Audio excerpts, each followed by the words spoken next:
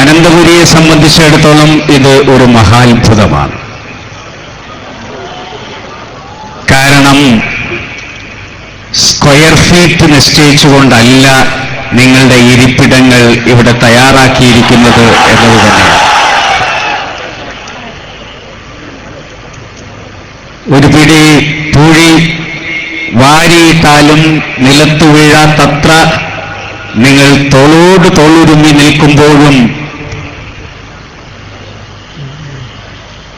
ഈ മൈതാനിയും അതിൻ്റെ ഗാലറിയും നിറഞ്ഞു കവിഞ്ഞൊഴുകുന്നു എന്നുള്ളത് ഒരു കാര്യം ഒരിക്കൽ കൂടി വ്യക്തമാക്കുന്നു. സമസ്ത കേരള ജമിയത്തുൽ ഉലമയെ വെല്ലുവിളിക്കാൻ ഇവിടെ ആർക്കും സാധിക്കുകയില്ല എന്നുള്ളത്. ബഹുമാന്യനായ മുഖ്യമന്ത്രി സൂചിപ്പിച്ചതുപോലെ തന്നെ ഇതൊരു പ്രഖ്യാപന സമ്മേളനം മാത്രമാണ്. പ്രഖ്യാപന സമ്മേളനം ഇങ്ങനെയാണെങ്കിൽ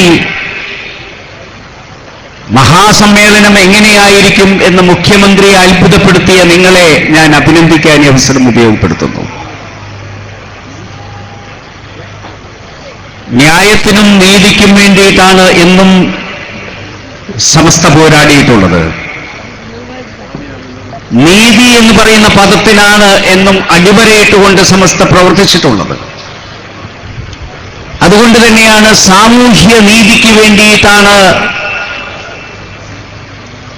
ഇവിടെ നിങ്ങൾ നിങ്ങളുടെ പ്രമേയം പോലും അവതരിപ്പിച്ചിട്ടുള്ളത്. ഞാൻ സാമൂഹ്യ ക്ഷേമ വകുപ്പ് മന്ത്രിയായി ചുമതലയേറ്റു. ഇപ്പോൾ എന്റെ വകുപ്പിന്റെ പേരും ഞാൻ മാറ്റിയിരിക്കുന്നു. അതിപ്പോൾ സാമൂഹ്യ നീതി വകുപ്പ് എന്ന പേരിലാണ് അറിയപ്പെടുന്നത്. നീതി നിർവഹിക്കുക എന്നുള്ളത് മതപരമായി തന്നെ നമ്മുടെ കടമയും കർത്തവ്യവുമാണ്. അതുകൊണ്ട് തന്നെയാണ് ന്യൂനപക്ഷ സമൂഹത്തിന്റെ പ്രശ്നങ്ങളിൽ ഇത്ര ശക്തമായിട്ടുള്ള നിലപാട് സമസ്ത സ്വീകരിച്ചിട്ടുള്ളത്. SYS ഇവിടെ ആ പ്രഖ്യാപനമാണ് നടത്തിയിട്ടുള്ളത്. അത് വർഗീയമല്ല. ആരുടെയെങ്കിലും എന്തെങ്കിലും അപഹരിക്കാൻ ചെയ്യുന്നത് അനീതിയാണ്. പക്ഷെ നിഷേധിക്കപ്പെട്ട നീതി ഏത് തമ്പ്രാക്കന്റെ കയ്യിലാണെങ്കിലും അത് പിടിച്ചു വാങ്ങുക എന്നുള്ളത് നമ്മുടെ കടമയുമാണ്. അത് മാത്രമാണ് നമ്മൾ നിർവഹിച്ചുകൊണ്ടിരുന്നത് ഇത്രയും നാൾ.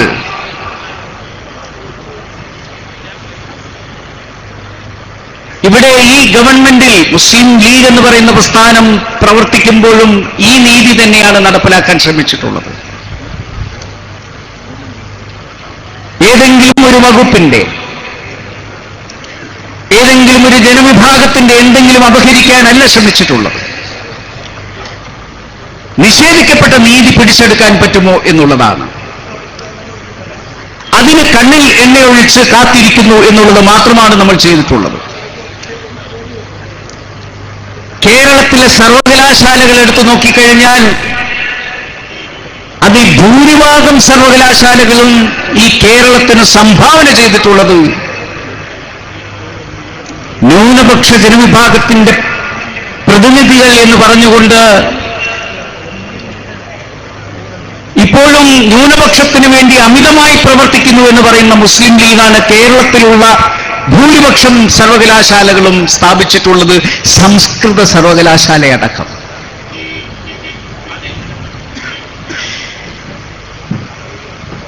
എന്നിട്ടും ഇവിടെ വർഗീയത പ്രചരിപ്പിക്കാൻ ശ്രമിക്കുന്നവർ കാലിക്കറ്റ് യൂണിവേഴ്സിറ്റി ഒരു സംഘടനയും ഒരു സമുദായവും വീതം വെച്ചെടുക്കാൻ ശ്രമിക്കുന്നു എന്ന് പറയുന്നവരോട് ചരിത്രം മറുപടി പറയട്ടെ. അതിന്റെ വസ്തുതകളിലേക്കൊന്നും ഞാൻ കടക്കുന്നില്ല. പക്ഷെ നമ്മൾ മനസ്സിലാക്കേണ്ടത് ആ കാലിക്കറ്റ് യൂണിവേഴ്സിറ്റിക്ക് വേണ്ടിയുള്ള 650 ഏക്കർ ലഭ്യമാക്കി കൊടുക്കാൻ വേണ്ടി അന്ന് വീടായ വീടുകളിൽ ചെന്നുകൊണ്ട് ആധാരങ്ങൾ വാങ്ങി സൗജന്യമായി ഭൂമിയും വാങ്ങി അത് കേരളത്തിന് ഒരു യൂണിവേഴ്സിറ്റിയാക്കാൻ വേണ്ടി പരിശ്രമിച്ചത് അന്ന് വിദ്യാഭ്യാസ വകുപ്പ് കൈകാര്യം ചെയ്തിട്ടുള്ള ഈ ന്യൂനപക്ഷ സമൂഹത്തിലെ അംഗമായിരുന്നു എന്നോർക്കുന്നത് നന്നായിരിക്കും. അതുകൊണ്ട് കേരളത്തിന്റെ പൊതുവായ വിദ്യാഭ്യാസ പുരോഗതിയാണ് നമ്മൾ ലക്ഷ്യം വെച്ചിട്ടുള്ളത്. അതുകൊണ്ട് ഇവിടെ ഉന്നയിച്ചിട്ടുള്ള ന്യായമായ കാര്യങ്ങൾ, പല ന്യൂനപക്ഷ സംബന്ധമായിട്ടുള്ള റിപ്പോർട്ടുകളും സമർപ്പിക്കപ്പെട്ടു കഴിഞ്ഞിട്ടുണ്ട്, അവസാനം സച്ചാർ കമ്മിറ്റി റിപ്പോർട്ട് വരെ. അതിലൊക്കെ പറഞ്ഞിട്ടുള്ള വസ്തുതകൾ അത് സത്യമാണോ എന്ന് പരിശോധിക്കാൻ നീതിയുടെ പക്ഷത്ത് നിൽക്കുന്നവർക്ക് സാധിക്കണം എന്നുള്ളത് കൊണ്ട് മാത്രമാണ് അതിനുവേണ്ടി നമ്മൾ ശബ്ദിച്ചുകൊണ്ടേയിരിക്കുന്നത്. അതിനെ ഒരിക്കലും അനർഹമായി എന്തെങ്കിലും വാങ്ങിയെടുക്കുന്നതായി ചിത്രീകരിക്കുന്നത് ശരിയല്ല എന്ന നിലപാട് തന്നെയാണ് കേരളത്തിലെ ബഹുഭൂരിപക്ഷം വരുന്ന മതേതരത്വത്തിൽ വിശ്വസിക്കുന്ന രാഷ്ട്രീയ പ്രസ്ഥാനങ്ങൾക്കുമുള്ളത്. അതുകൊണ്ട് ദീർഘമായൊരു പ്രസംഗത്തിന് ഞാൻ മുതിരുന്നില്ല. എനിക്ക് ആഗ്രഹിക്കാനുള്ളത്, ഈ വേദിയിലിരിക്കുന്ന ഈ പണ്ഡിത ശ്രേഷ്ഠന്മാർ, ഇവരുടെ ഒറ്റ നിലപാട് കാരണമാണ് ഈ രാജ്യത്ത് തീവ്രവാദ ശക്തികൾ മുളയ്ക്കാതിരിക്കാനുള്ള കാരണം. കേരളത്തിന്റെ നിയമസഭയിലേക്ക് തീവ്രവാദത്തിന്റെ ഒരു പ്രതിനിധി കടന്നു വരാതിരിക്കാനുള്ള കാരണങ്ങളിൽ പ്രധാനപ്പെട്ട പ്രസ്ഥാനം സമസ്ത കേരള ജമിയത്തുൽ ഉലമയാണ് എന്ന് തുറന്ന് നമുക്ക് പറയാൻ സാധിക്കും. കാരണം ആ തീവ്രവാദം ജനിക്കുന്നു അല്ലെങ്കിൽ അത് മുട്ടിടുന്നു എന്ന് കണ്ടപ്പോൾ തന്നെ അതിനെതിരെ മുഖാമുഖം നിന്നുകൊണ്ട് ശബ്ദിക്കാൻ, കാരണം തീവ്രവാദത്തിന്റെ മുദ്രാവാക്യത്തിന് എന്നും ആളെക്കൂട്ടാൻ സാധിക്കും.